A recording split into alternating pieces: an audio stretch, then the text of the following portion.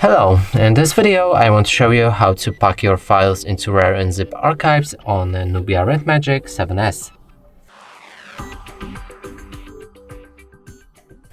And to do this, first we'll need to open the RAR app, which we shown how to download in our previous video.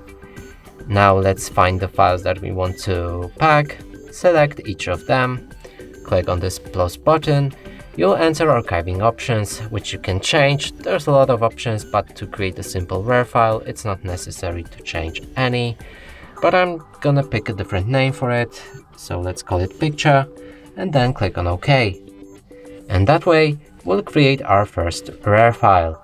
And that's it for this video. Hope you like it. Please consider subscribing to our channel, leave a like and a comment below.